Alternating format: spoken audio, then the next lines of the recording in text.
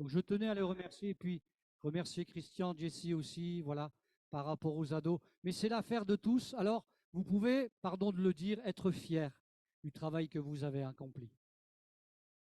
C'est à toi.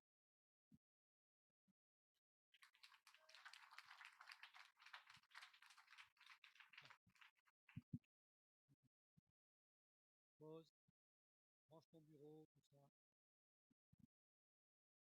Bonjour à tous. Alors moi, j'ai grandi dans une famille chrétienne. Mes parents, ils m'ont toujours instruit les valeurs bibliques. Petite, j'allais à l'école du dimanche, qui est le GIB maintenant. En grandissant, mes croyances, elles sont vite devenues une honte pour moi parce que je suis d'origine maghrébine, issue d'une famille pratiquement tous musulmans. J'ai donc été pointée du doigt et discriminée à l'école. J'ai été harcelée pendant 2 ans à cause de mes convictions. Ça a été la période la plus dure de ma vie. J'avais beaucoup de crises d'angoisse, des pensées très sombres, pardon. Et Dieu n'était pas une solution à ce moment-là pour moi, puisque je me disais que s'il m'aimait vraiment, il ne me laisserait pas souffrir de la sorte. À cause de tout cet harcèlement, j'ai développé des troubles du comportement alimentaire. Je mangeais mes émotions, ce qui signifie que chaque jour qui se passait mal à l'école, je rentrais chez moi et je me réconfortais dans la nourriture. J'ai pris beaucoup de poids et j'avais plus d'estime pour moi. En grandissant, un vide s'est installé en moi, j'étais triste et malheureuse. À cette période, on commençait à parler sur les réseaux des miracles que Jésus pouvait accomplir. Et je voyais beaucoup d'adolescents donner leur vie à Jésus. Alors, j'ai décidé de faire ma première prière sincère. J'ai demandé au Seigneur de combler ce vide. Et c'est ce qu'il a fait durant cette prière. J'ai été complètement remplie de paix et d'amour. Euh, Excusez-moi, il y a un petit souci technique. Je lui ai donc par la suite donné mon cœur.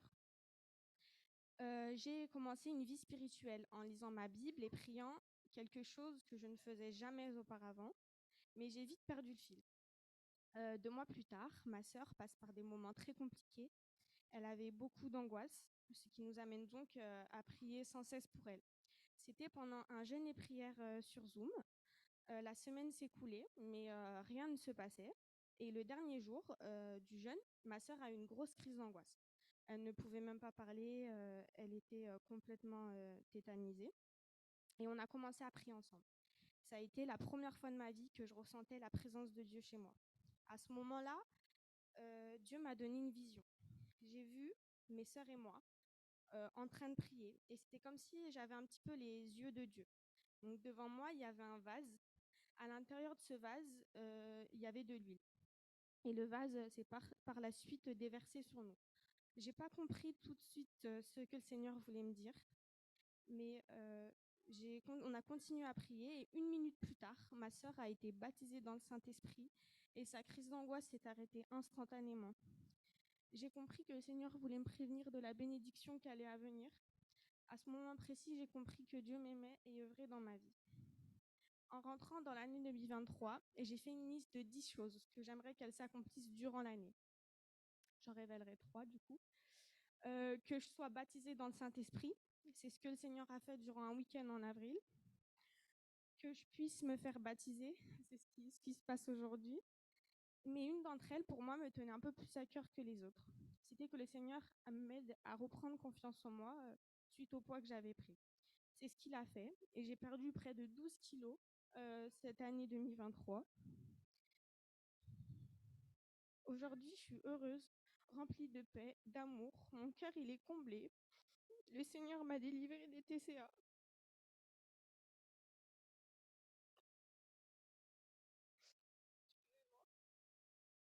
Il m'a appris à aimer les personnes qui m'avaient fait tant de mal ces années. Et je suis maintenant remplie d'amour pour eux. C'est pour cela que j'ai décidé de m'engager avec lui et de marcher avec lui jusqu'à la fin de mes jours.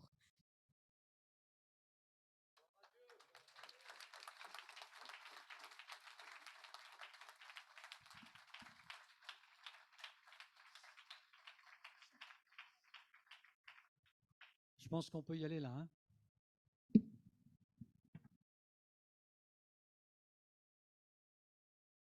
Ceux qui voudront prendre des photos, faites attention, voilà, je vais vous la prendre. Sachez qu'il y en a des gens qui en prennent et on va partager le tout. Donc voilà,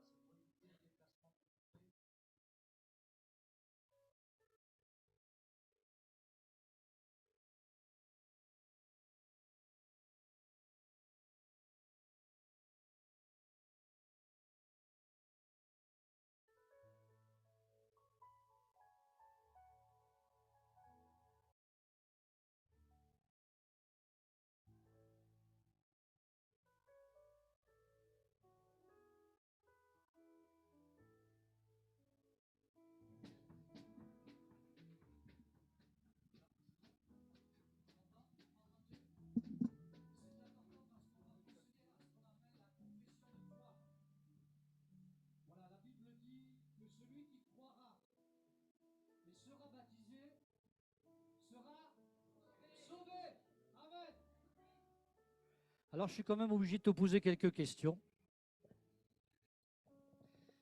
Kélia, est-ce que tu crois que le Seigneur Jésus t'a sauvé complètement? Amen, oui, je le crois. Est-ce que tu penses que le Seigneur va être fidèle jusqu'à la fin? Oui, je le crois. Et toi? Oui, amen. Est-ce que tu crois que ton nom est inscrit dans le livre de vie? Amen, oui, je le crois. Est-ce que tu crois qu'il va revenir te chercher prochainement, d'après les événements? Oui, je le crois. De tout mon cœur. Alors, sur ta confession de foi, au nom du Père, du Fils et du Saint-Esprit, je te baptise.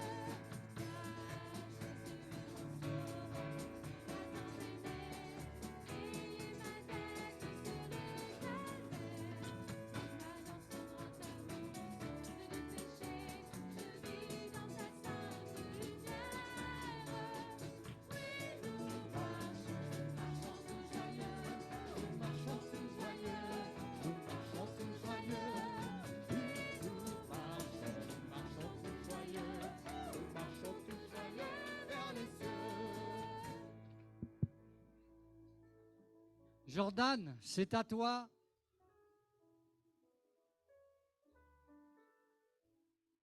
Tu me dis quand tu es prêt, tu me parles.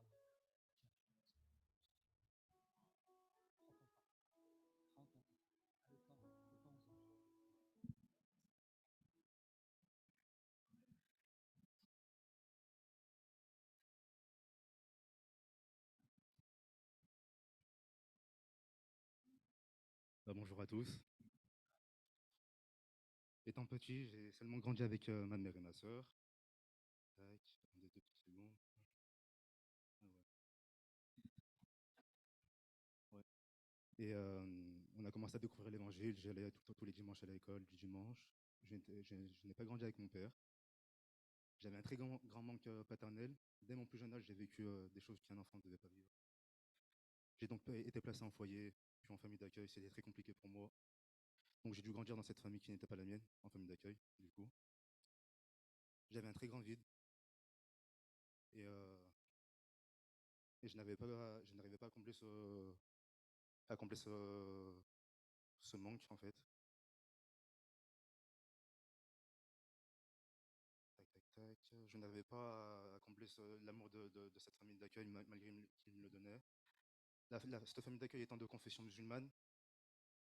Comment? Et là, vous m'entendez? Et cette famille étant de confession musulmane, du coup, bah, j'ai grandi comme ça, j'étais en apprenant cette religion. J'ai grandi dans cette famille pendant 10 ans, jusqu'à mes 18 ans. Et pour moi, c'était très compliqué pour moi de rester là-bas. Donc, je rentrais pas attendez. Tac, tac, tac. Donc, je suis resté là-bas, et j'ai vécu d'autres choses compliquées, mais donc je ne rentrerai pas dans les détails. J'ai grandi donc dans la haine et dans la colère. J'ai commencé à fumer, tout ça, pensant que ça allait m'aider à dormir et, et à oublier toutes les choses. Chaque jour, je pensais à ce vide et que j'essayais à le combler, mais malheureusement, j'arrivais pas. Donc, du coup, je me suis reconverti à l'islam. Je faisais mes 5 prières par jour. Je faisais le ramadan. Je faisais toutes les choses qu'un musulman devait faire. Et j'ai essayé de me rapprocher de Dieu, mais ma vie ne changeait pas. C'était toujours la même chose. Je n'arrivais plus à dormir. Je n'arrivais plus à rien faire. J'ai perdu presque 20 kilos. Et un jour, au fiançailles de ma sœur, qui est ici présente, et mon beau-frère qui est juste derrière, j'ai bien parlé avec avec la famille à Christian. Et un jour, j'ai été en contact avec ma tante Myriam, qui est juste là aussi. Et du coup, je suis resté en contact avec elle. Elle me parlait souvent de Jésus, elle me disait que le Seigneur pouvait changer ma vie, que c'était catégorique. Mais pour moi, par contre, c'était catégorique. Le Seigneur pouvait pas changer ma vie. Et puis un jour, j'ai été invité donc chez ma tante Myriam à manger. Et quand je suis arrivé chez eux, mon oncle Ahmed aussi ici présent, il regardait un film qui s'appelle La Battante. Je ne sais pas si vous connaissez tous, mais en gros, c'est l'histoire d'une petite fille qui avait un contexte familial qui ressemblait un peu à la mienne. En gros, son père, il l'avait abandonné, elle a grandi avec le manque de son père, qui était, et elle était vraiment pas bien. Elle était très en colère. À la fin de cette histoire, le Seigneur a aidé cette petite fille à pardonner son père. Et elle a fait en sorte de recréer du lien. Et ce film m'a bouleversé. Le Seigneur a commencé à faire son œuvre dans mon cœur. Je me disais que s'il a fait un miracle pour cette petite fille, il peut le faire la même chose pour moi. Et j'en ai parlé à mon entourage. Et ils m'ont tous conseillé de prier et de demander à Dieu de faire les choses pour moi. En rentrant chez moi, j'ai beaucoup pleuré. J'ai prié. Je ne savais pas comment faire, mais j'ai demandé tout simplement au Seigneur de me prouver les choses. Si c'était lui la vérité. Il me l'a prouvé. Et j'avais prié parce que j'avais deux verrues, une sur la main gauche et une sur le genou gauche, pareil. J'ai prié pour que ces deux verrues-là ne partent. Je me suis endormi le lendemain matin, elles n'étaient plus là. Après cette prière, je me suis... attendez, je me suis perdu. Et à partir de ce jour-là, j'ai commencé à ouvrir la parole de Dieu et à méditer. J'ai fait cette prière. J'ai demandé au Seigneur de me guérir totalement de toutes les blessures que j'avais. De m'enlever aussi les cauchemars que j'avais, des fois que j'avais auparavant. Tac, tac, tac, si je ne me trompe pas. Ouais, j'improvise un petit peu aussi. Tac, tac, tac. Oui, et un jour, le Seigneur... qu'est-ce que je fais? Et à partir de ce jour-là, ouais, j'ai commencé à méditer tout ça. J'ai demandé au Seigneur de guérir totalement toutes mes blessures que j'avais et à m'enlever les cauchemars et à me délivrer de la cigarette aussi et d'autres choses que je fumais aussi. Et le Seigneur, le Seigneur ne fait jamais les choses à moitié. Il a vraiment tout arrêté. Il a vraiment fait en sorte que j'arrête la cigarette et toutes les autres choses. Et aujourd'hui, j'ai tout arrêté. Et j'ai même renoué du lien avec mon père depuis début 2023. Maintenant, aujourd'hui, j'arrive à combler ce manque de paternité que j'ai. Il m'a aidé à pardonner aux personnes qui m'ont fait du mal. Et aujourd'hui, j'imagine pas ma vie sans Jésus. Et je le remercie tout ce qu'il a fait pour moi. Voilà pourquoi je veux m'encourager avec le Seigneur, car j'ai compris qu'il a souffert pour ma vie. Il a comblé tout le vide que j'avais dans mon cœur. Il m'a aidé à pardonner, il m'a aidé à tout pardonner vraiment. Et aujourd'hui, je suis un homme, donc donc tous les blessures que j'avais, ils sont cicatrisés. Je suis heureux dans la vie dans la vie que j'ai aujourd'hui avec Jésus. C'est pour cela qu'aujourd'hui, j'ai décidé de m'engager jusqu'à la fin de mes jours avec le Seigneur. Et je sais je sais qu'il a fait ça pour moi jusqu'à la fin de mes... je sais qu'il a fait... Vas-y, vous avez compris.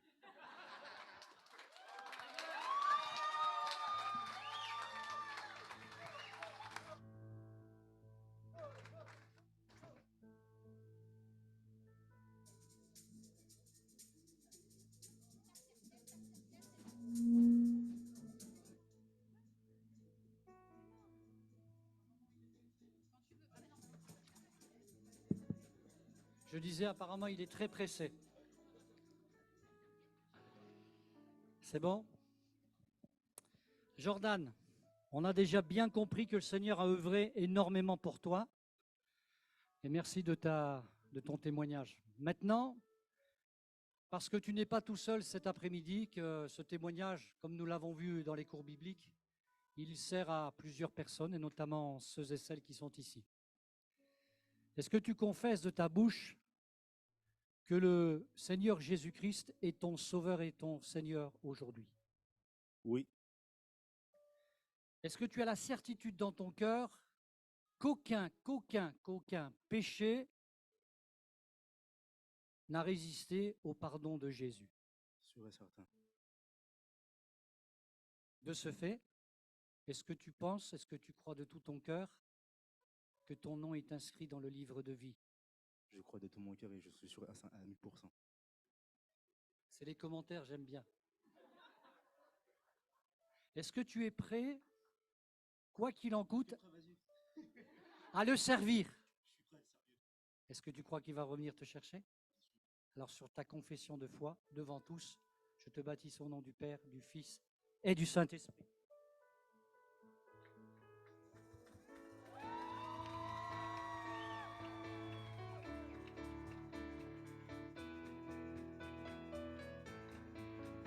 Dimanche, je suis heureux, le lundi plein de joie. Mardi, j'ai une paix que le monde ne connaît pas. Mercredi et jeudi, je vis dans la lumière. Vendredi et samedi, c'est le ciel sur la terre. Oui, nous marchons tous joyeux, nous marchons tous joyeux, nous marchons tous joyeux. Oui, nous marchons tous joyeux, nous marchons tous joyeux vers les cieux.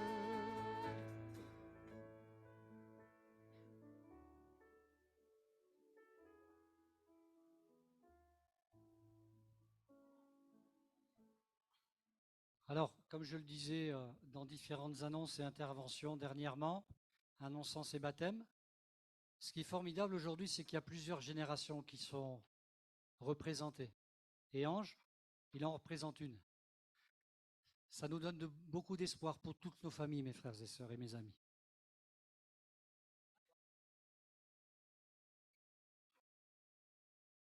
Alors, bonjour l'assistance. Alors, pourquoi je me baptise? Pourquoi je me fais baptiser? Ça va s'articuler en 3 thèmes. Au fait, ces dernières semaines, ces derniers mois et ces dernières années, j'ai pris conscience que je suis un enfant de Dieu. Et que être enfant de Dieu, c'est ma première identité. Et je vais citer Jérémie 1, verset 5. Je ne vais pas aller dans les détails. C'est que Dieu nous connaît depuis les entrailles. Donc, Dieu était là avant. Voilà. Et je me suis rendu compte également de l'amour infini que le Seigneur avait pour moi. J'ai écouté les divers témoignages, ceux qui m'ont précédé. Et entre parenthèses, je salue le courage, voilà, de ces jeunes. Voilà. Moi, ma vie a été remplie de grâce. Et je mesure cette grâce en les écoutant encore. Voilà. Je me rends compte du sacrifice de la croix et de la résurrection. Je me rends compte d'un amour non mérité et que Dieu m'a vraiment aimé le premier, avant même que je ne l'aime. Ça, c'est la prise de conscience d'être un enfant de Dieu et d'être, comme on dit, des prunelles à ses yeux. Alors, la grâce de Dieu, comment ça se manifeste? Ça s'est manifesté avant et que ça se manifeste en moi. C'est un sentiment de liberté. Je dis souvent à mes proches, à mes collègues que quand on croit en Jésus, quand on aime le Seigneur et quand on pratique, on a un sentiment de liberté. Ce n'est pas une contrainte. La seule crainte, c'est Dieu. La seule. Et Dieu qui demande de faire de bonnes choses. D'être avec lui et de l'adorer et d'aimer ses proches. C'est la seule contrainte. Donc, c'est une grande liberté, pour moi en tout cas. La grandeur et la puissance du Dieu en qui je crois. Dieu, il est vraiment puissant. Et la joie qui m'anime quand je ressens que je me rapproche du Seigneur. J'ai pris conscience également, pendant les courts épis, de ma nature pécheresse. Et que cette nature, mes proches aussi l'ont, ça me permet d'être plus tolérant. envers eux. Mais ça m'éloigne quelque peu, mais je me rapproche toujours de mon Seigneur. La reconnaissance, parce que c'est bien de recevoir des grâces, mais il faut être quelque peu reconnaissant. En fait, par cet acte de baptême, je reconnais que Dieu, il est unique et que je veux l'aimer de toutes mes forces, voilà, de toute mon âme, et que mon âme bénit l'Éternel. Je prends conscience du sacrifice sur la croix et de la résurrection, de l'acte de commencer. Moi, j'ai été baptisé déjà, mais je n'avais pas mesuré la portée. Je n'avais pas mesuré l'importance. Je ne veux pas aligner les mots, mais sinon je dis la quintessence même de ce que c'est. Voilà. Il y a mes frères qui sont présents. J'ai des amis qui sont présents depuis des années. Depuis 3 décennies, on était dans des écoles et dans des collèges confessionnels. Voilà. Mais je n'ai pas pris assez conscience de l'acte que je vais poser ce jour. Et je pense que c'est une grâce. Je veux être fidèle au quotidien et que le Saint-Esprit m'aide, parce que ce n'est pas évident. Je veux aimer mon prochain et être au service du Seigneur selon son timing et selon ses modalités. En conclusion, je dirais que je veux être baptisé, oui. Que l'Esprit Saint m'aide à approfondir la connaissance de la parole. Celle-ci est nécessaire. J'ai pris également la mesure de la nécessité de connaître la parole, de lire la Bible, de prendre ça comme un atout, un outil. Voilà. Moi, je viens du Bénin. Et depuis des générations, depuis nos ancêtres, pour s'envoyer des sorts et pour s'envoyer des trucs, c'est les citations qu'on cite. Mais moi, mes citations, c'est dans la Bible.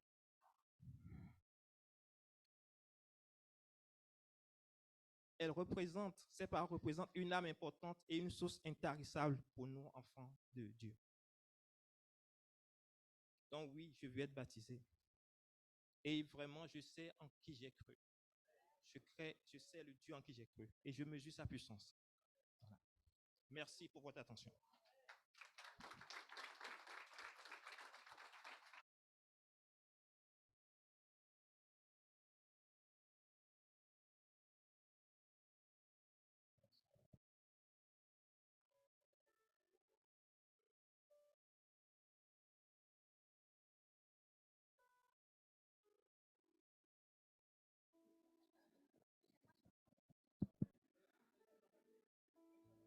Je voudrais juste souligner une chose, dans ce cas particulier, pour encourager toutes celles et ceux qui ont un époux ou une épouse qui n'est pas encore au Seigneur. C'est aussi le concours de la prière de son épouse qui a su patienter et user de sagesse avec son époux.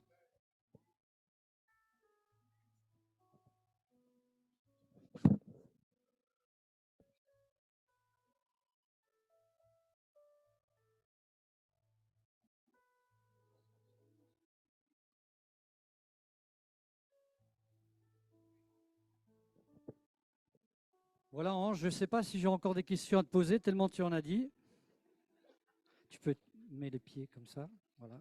Et recule pour pas que tu te tapes la tête. C'est important, on voudrait quand même te garder. Voilà.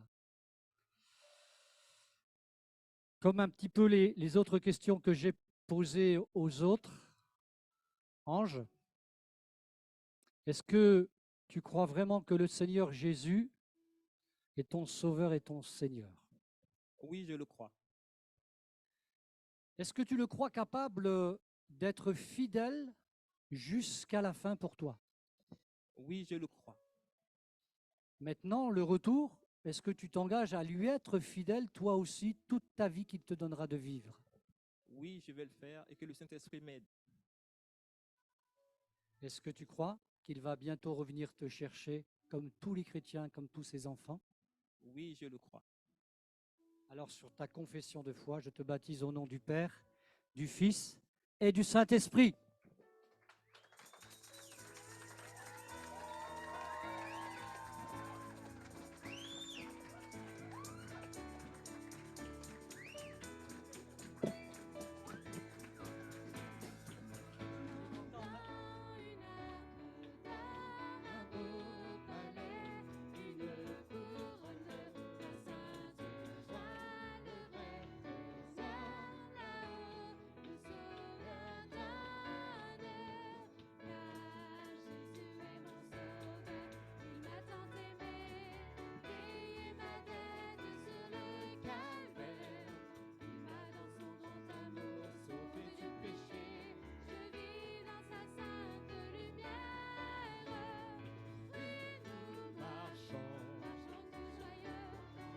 marchons tous joyeux. marchons tous joyeux. Oui, nous marchons tous joyeux. Nous marchons tous joyeux vers les cieux. Dimanche, je suis heureux. Le lundi, plein de joie. Mardi, j'ai une paix que le monde connaît. Mercredi et jeudi, je vis dans la lumière. Vendredi et samedi, c'est le ciel sur la terre.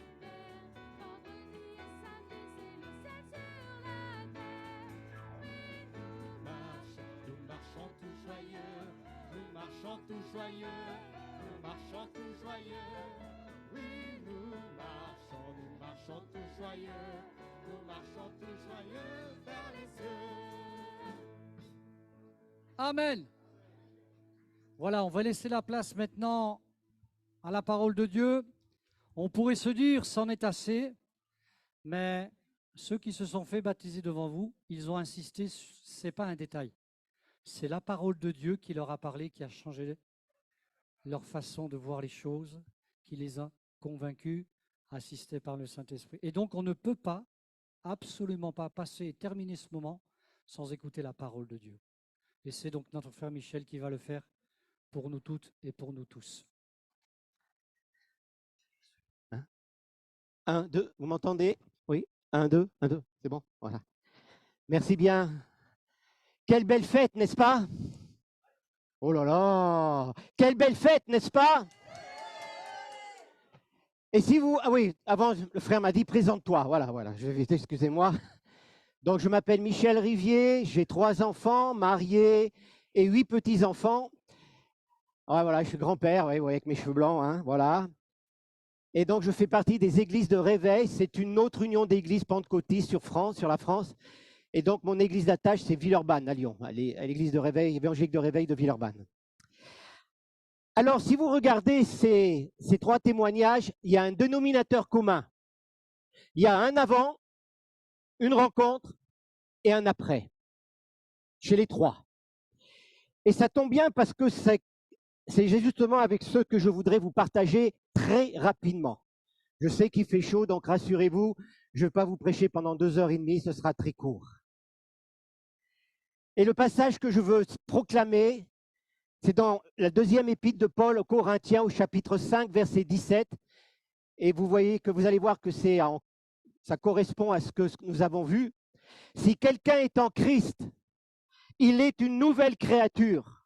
Les choses anciennes sont passées, toutes choses sont devenues nouvelles. Alors je vous propose de décortiquer un peu ce verset. Si quelqu'un, ça signifie que ça peut être n'importe qui. Ça ne dépend pas de nos origines raciales, de nos origines ethniques, qu'on soit riche, pauvre. Non, si quelqu'un, c'est vous et moi. Il n'y a pas de différence.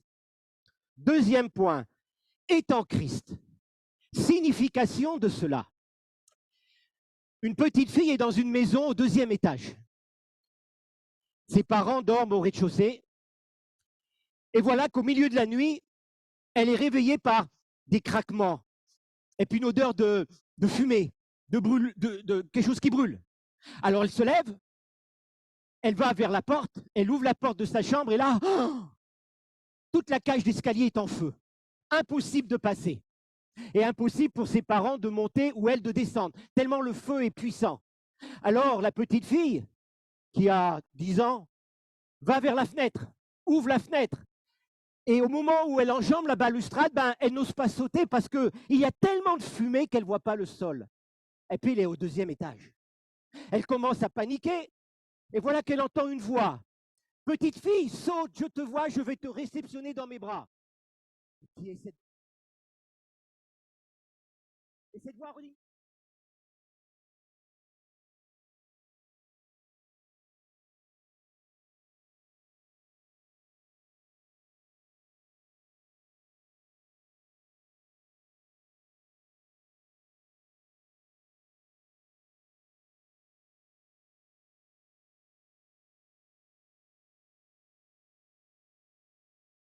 Et tombe dans les bras de son papa. Chers amis, en Christ veut dire la même chose. C'est-à-dire que nous devons nous c'est nous décharger complètement sur ce que Jésus a fait. C'est lui notre maître, c'est lui notre Seigneur, c'est lui qui notre dirige. Et vous comprenez bien que être en Christ n'est pas une croyance intellectuelle, c'est pas une croyance de tradition, mais c'est une croyance du cœur. Être en Christ. Il est une nouvelle créature. Qu'est-ce que ça veut dire ça? Ah, on voudrait bien que tout soit effacé. Permettez-moi de prendre une illustration. Vous savez que il y a quelques années, allez, on va dire le siècle dernier, les appareils photo numériques n'existaient pas. C'était des appareils de photo argentiques. Et donc, on prenait des photos. Et qu'est-ce qui se passait si malheureusement, je venais à ouvrir le boîtier de mon appareil photo à la lumière du jour? Eh bien, toutes les photos prises étaient complètement effacées. Notre vie est comme cette pellicule photo que j'ai là, entre mes mains. Il y a des bons clichés de nos vies. Des fêtes d'anniversaire, une promotion sociale, un mariage, la naissance des enfants. Mais parfois, dans nos vies, il y a des choses qui... Ah, si ça pouvait partir. Ah, quand on y pense, ça peut être la frustration, le vide, ça peut être une déception, une trahison. Ça peut être, comme l'a dit Jordan, un manque d'amour d'un père, d'une mère, un rejet, un abus sexuel dans l'enfance, peut-être un viol, que sais-je, ou une passion qui vous lie, peut-être le tabac, l'alcool, la pornographie, les jeux, que sais-je. Nous avons tous, moi le premier, dans notre vie, des clichés qui, quand on y pense, ça nous fait mal. Bien sûr, heureusement, il y a beaucoup de belles choses que la vie nous a données. Et béni soit Dieu pour les belles choses que nous vivons. Mais il y a des épisodes qu'on voudrait, si on pouvait les mettre sous le tapis. Et pourtant, ces épisodes sont là.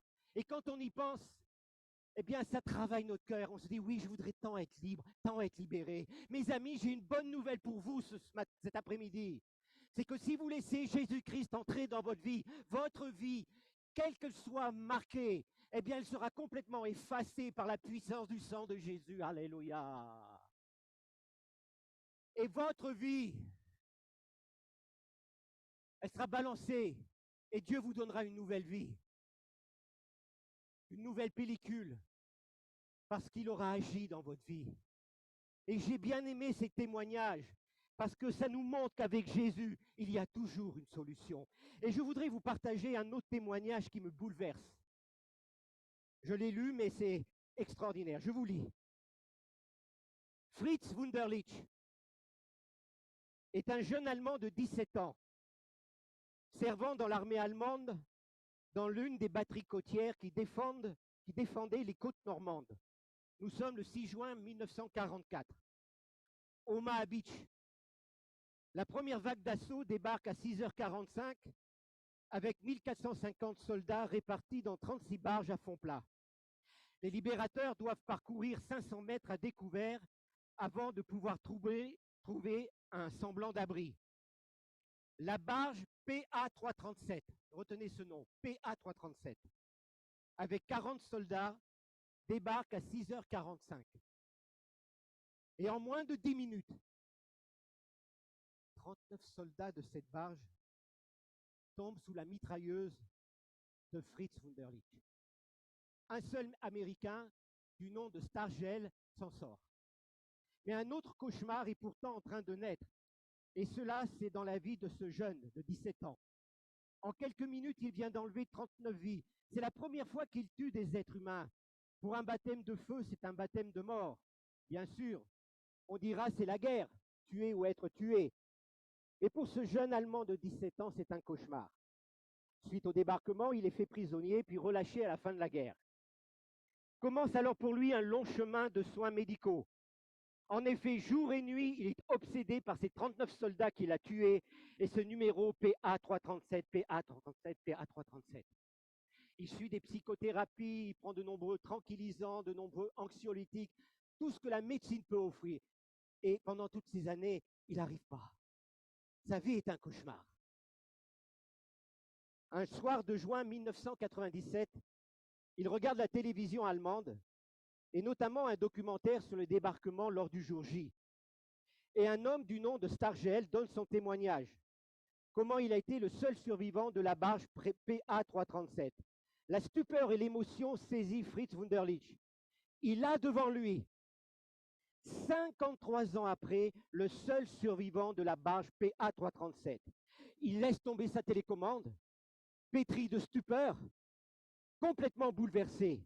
Puis au bout de quelques minutes, il décide de contacter la chaîne de télé allemande pour obtenir l'adresse de ce Stargel. Il obtient, prend un billet et va aux États-Unis rencontrer cet homme. Il frappe à la porte et un homme de 70 ans lui ouvre la porte et lui dit « Monsieur, vous désirez ?» Et là, Fritz Wunderlich explique, en pleurs, le 6 juin 1944, j'ai tué avec ma mitrailleuse vos 39 compagnons de la barge PA337. Et depuis, ce cauchemar hante mes nuits. Et je viens de faire ce voyage depuis l'Allemagne pour vous demander pardon. Et là, Stargel lui explique que suite à la guerre, il a rencontré Jésus-Christ, qu'il a transformé, et lui annonce l'évangile. Et ce Fritz Wunderlich reçoit Jésus-Christ, comme l'a fait nos trois amis. Et pour la première fois, depuis toutes ces années, Fritz Wunderlich dort comme un bébé. Et ce témoignage, je peux vous le dire, j'étais dans une autre assemblée, l'assemblée de Béligneux, avec le frère Louis Marzocchi qui m'avait invité. Et j'ai apporté ce passage. Et figurez-vous que dans cette église, il y avait un homme qui était en Afghanistan, un militaire français. Tous ses collègues ont été tués, sauf lui. Et il était dans cette salle quand j'ai annoncé l'évangile. Il a été complètement bouleversé. Voilà ce que fait Jésus-Christ. Il agit dans une vie. Il nettoie le passé, quel que soit le passé. Il n'y a pas d'impossibilité avec Jésus, pas avec une religion. Je ne vous prêche pas une religion, chers amis, mais je vous prêche Jésus-Christ, celui qui est mort et ressuscité. Alors vous me direz, mais pourquoi, Michel, prêchez-vous Jésus-Christ? Pourquoi pas un autre prophète? Permettez-moi très rapidement de vous présenter l'évangile dans sa plus pure pureté, si je peux m'exprimer ainsi. Au début, l'homme et Dieu étaient ensemble. Et puis l'homme, à un moment donné, n'a plus voulu de cette tutelle de Dieu. Il a pris une autre direction. Et prendre une autre direction, ça s'appelle péché. Quand les archers grecs visaient leur cible, et quand leur flèche loupait la cible, vous savez l'expression qu'il disait, il disait « ma flèche a péché ». Donc, l'homme s'est détourné de Dieu. Et donc, se coupant de Dieu, eh bien l'homme a été géré par l'homme. De là le racisme, la haine, la violence, les guerres et tout ce que vous voulez. Alors Dieu aurait pu dire, bon, tu as voulu suivre ta propre voie, débrouille-toi. Mais Dieu nous aime tellement qu'il a dit, il faut que je fasse un moyen. Parce que quand l'homme s'est séparé de Dieu, il y a eu un abîme entre lui. Et Dieu a dit, bah, écoute, je sais ce que je vais faire. Je vais envoyer mon fils mourir sur la croix pour réconcilier l'homme avec Dieu. Et quand Jésus est venu sur la croix, il est mort sur la croix, et il est devenu ainsi le médiateur entre l'homme et Dieu. Si Dieu est là et l'homme est là, Jésus est le médiateur qui nous réconcilie avec Dieu, qui comble ce vide qu'il y a, cette séparation avec Dieu.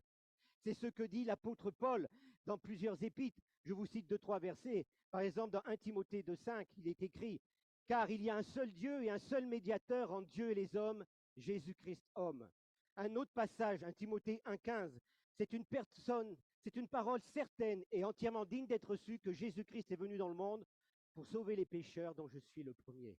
Donc, Dieu a envoyé Jésus-Christ mourir sur la croix pour combler ce vide et pardonner également nos péchés, nos manquements, nos faiblesses. Alors, qu'est-ce que l'homme a à faire? 2 choses toutes simples. D'abord, il doit se repentir, c'est-à-dire prendre la décision, oui c'est vrai, je suis sur une mauvaise voie, je ne veux plus faire cela, je veux vraiment changer. Ça s'appelle la repentance. Deuxièmement, puisqu'il avait pris une autre voie, il doit faire demi-tour. Une question. Est-ce qu'il y en a parmi nous qui font du ski? Ouais, levez la main, ceux qui font du ski. Il y en a quelques-uns. OK. Comment s'appelle quand vous, par exemple, vous êtes face à une pente et que vous êtes obligé de faire ce mouvement, vous voyez? Voilà. L'expression qu'on emploie, on dit qu'on fait une conversion. La conversion, c'est pas changer de religion. De passer de catholique à protestant, de protestant à orthodoxe, non. La conversion, c'est changer de vie. Je suis sur un chemin, je me convertis pour venir vers Dieu. Et là, je peux vraiment venir vers Dieu parce que le vide qu'il y avait entre moi et Dieu a été comblé par Jésus-Christ qui est mort et ressuscité. Et mes péchés sont effacés, ma vie passée, mes liens, ce qui me tenait prisonnier, tout cela, ça a été complètement vaincu à la croix. Alléluia. Et non seulement je suis pardonné de mes péchés, mais comme il a été dit, je vis à une vie nouvelle avec Jésus-Christ. Alléluia. Et encore plus, puisque sur cette terre, je suis réconcilié avec Jésus, avec le Père. Quand je meurs, je suis réconcilié aussi avec lui. Mais le contraire est vrai aussi. Si sur cette terre, je ne suis pas réconcilié avec Dieu par Jésus-Christ, de l'autre côté aussi, je ne serai pas réuni avec Dieu. C'est pour ça que la mort de Jésus sur la croix et la résurrection de Jésus sur la croix, c'est le plus beau cadeau que Dieu a fait à l'humanité, à moi et à vous. Dieu vous aime. Dieu vous aime cet après-midi. Il ne regarde pas qui vous êtes, ce que vous faites, quel est votre métier. Il ne regarde pas peut-être des choses difficiles que vous avez vécues. Il vous aime tel quel.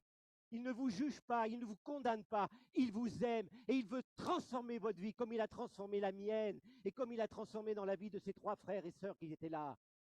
Chers amis, Jésus n'est pas une option, c'est une nécessité. Il est mort pour pardonner nos péchés, pour transformer nos vies et pour changer vos vies. Et quand je lis les évangiles, chaque fois qu'il y a une rencontre de Jésus avec des hommes et des femmes, quelque chose se passe. Prenez l'évangile de Luc, au chapitre 8 par exemple. En l'espace de quelques versets, vous voyez Jésus qui apaise une tempête, Jésus qui chasse un démon, Jésus qui guérit une femme atteinte de perte de sang depuis 12 ans, et finalement Jésus qui ressuscite une petite fille de 12 ans. Dans un même chapitre. Et Jésus veut faire la même chose dans votre vie. Mais vous vous rendez compte le privilège de pouvoir appeler Dieu Papa, Papa, mon Papa. Et cela est possible parce que Jésus est mort sur la croix pour vous. Et je terminerai, voyez, je vous ai dit que je ne voulais pas faire trop long, en vous disant ceci. Vous ne pouvez pas imaginer ce que Jésus peut faire de votre vie. Une autre petite illustration. Voyez, entre mes doigts, j'ai un gland de chêne. OK. Maintenant, je vous pose la question. Qu'est-ce que j'ai entre les doigts? Eh ben non. Alors là Michel, il y a quelque chose. Tu viens me dire que c'était un gland de chêne, maintenant tu dis que ça n'en est pas. Qu'est-ce que tu veux dire par là? J'arrive. Vous voyez entre mes mains un gland de chêne, vous avez raison, c'est un gland de chêne. Mais moi, je vois une forêt. Je vois une forêt entre mes doigts. C'est un vulgaire gland de chêne. Et moi, je vois une forêt. C'est-à-dire que dans ce gland de chêne, il y a tout le potentiel d'une forêt. Et pour cela, il faut que le gland de chêne tombe par terre et germe et meure à lui-même. Et ça, c'est la conversion. Chers amis, vous ne pouvez pas savoir tout ce que Jésus a préparé pour vous. Vous ne pouvez pas l'imaginer. Mais je peux vous assurer que sa paix, sa joie, sa présence, son aide, sera avec vous tous les jours jusqu'à la fin du monde. Attention, je ne vous promets pas une autoroute à 4 voies sans feu rouge, hein, sans feu vert. La vie est la vie et nous traversons des périodes difficiles comme tout un chacun. Il y a 3-4 ans, par exemple, nous avons perdu un petit-fils qui ne demandait qu'à vivre. La vie est ce qu'elle est. Mais Jésus nous donne sa paix, sa joie. Je ne veux pas vous partager mon témoignage, mais je pourrais vous dire comment le Seigneur a été fidèle pour moi. Alors vous me direz, mais que faut-il faire pour connaître ce Dieu d'amour, pour connaître ce Papa céleste? Ben, il suffit simplement de lui donner votre cœur. Et il suffit simplement de dire, oui Seigneur, je suis pécheur, donc j'ai pris une mauvaise voie, je me repens, parce que maintenant on a tendance malheureusement à prêcher l'évangile sans repentance. Là, il y a un problème. Je me repens, je change d'attitude, je décide de changer complètement et je me convertis à toi et je te donne ma vie. Pardonne mes péchés. Oh, bien sûr, il ne va pas avoir un éclair qui va arriver, la terre ne va pas trembler, mais Jésus va rentrer dans votre vie et votre vie commencera à naître de nouveau, comme ce gland de chêne. Alors, chers amis, maintenant c'est à vous de répondre devant cet amour. Moi, je l'ai fait il y a déjà bien des années. Un jour, j'ai donné ma vie à Jésus-Christ et je me suis fait baptiser dans un baptistère comme eux. Mais je voudrais vous dire cet après-midi, Dieu vous aime et vous appelle à donner votre cœur à Christ. Peut-être vous ne comprenez pas tout, ce n'est pas le problème. Mais simplement, Dieu vous dit, j'ai tout donné pour toi, je suis mort pour toi, je veux te changer, te transformer. Alors, est-ce que nous pouvons, pendant quelques instants, incliner nos têtes? Je ferai qu'un seul appel.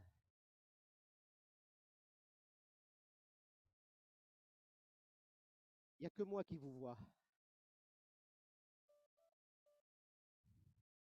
Mais s'il y en a parmi nous qui ont été touchés et qui voudraient dire, oui Seigneur, je te donne ma vie. J'ai compris que tu es celui qui m'aimait,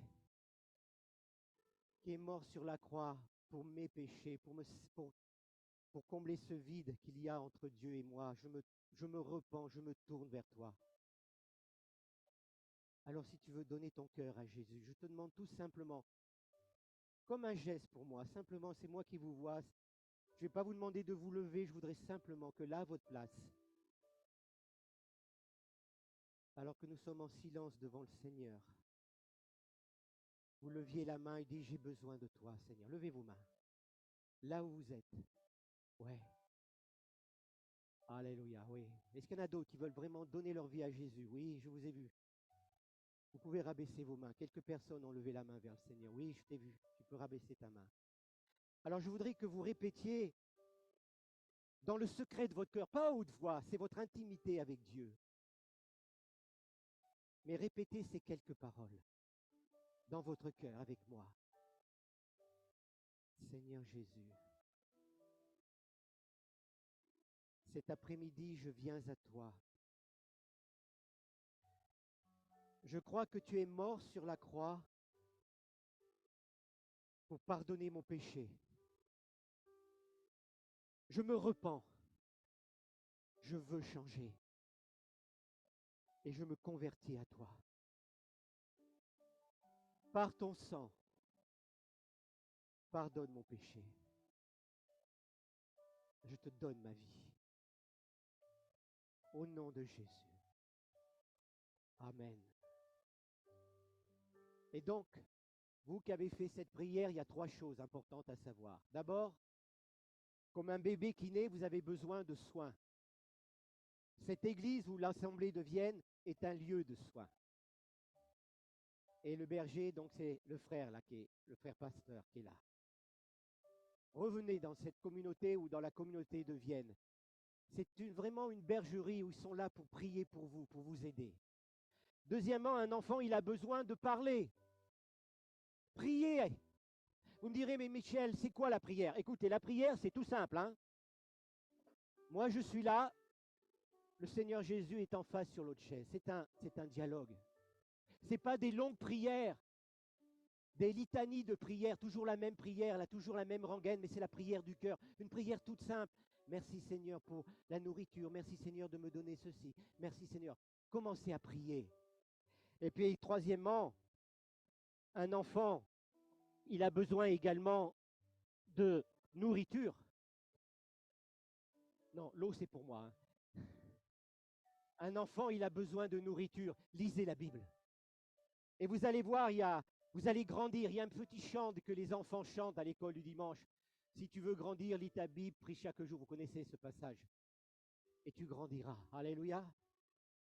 Alors, je vous invite, vous qui avez levé la main, à prendre contact avec les responsables, les pasteurs. Et nous allons avoir un autre moment maintenant. Moi. Nous allons prier pour les malades. Parce que je crois que Jésus également, celui qui guérit, il dit dans la parole, voici les miracles qui accompagneront ceux qui ont cru en mon nom, ils imposeront les mains aux malades et les malades seront guéris. Je prêche la guérison divine, alléluia. Et je sais que Dieu guérit de nos jours. Il y a quelque temps, un homme à la fin d'un culte est venu vers moi. Il m'a dit, s'il vous plaît, priez pour moi. Je dis, bah oui, je vais prier pour vous. Quel est votre problème? J'ai une tumeur de la taille d'un œuf de pigeon dans le cervelet. Et je vais me faire opérer à l'hôpital neurologique de Lyon cette semaine. Eh bien, je vais prier pour vous. Je lui ai imposé les mains. Le dimanche après, il est revenu tout excité vers moi. Il me dit, mais c'est merveilleux, mais c'est merveilleux. Mais je lui ai dit, mais qu'est-ce qui s'est passé, monsieur? Mais écoutez, je suis rentré à l'hôpital neurologique mercredi pour l'intervention. Et le chirurgien voulait repasser un scanner pour bien visualiser l'endroit de la tumeur. Parce que vous savez, le cervelet, c'est le siège de l'équilibre. Et quand ils ont passé un scanner, il n'y avait plus rien. Qu'un seul applaudissement? Oh, plus, hein, c'est le Seigneur qui guérit.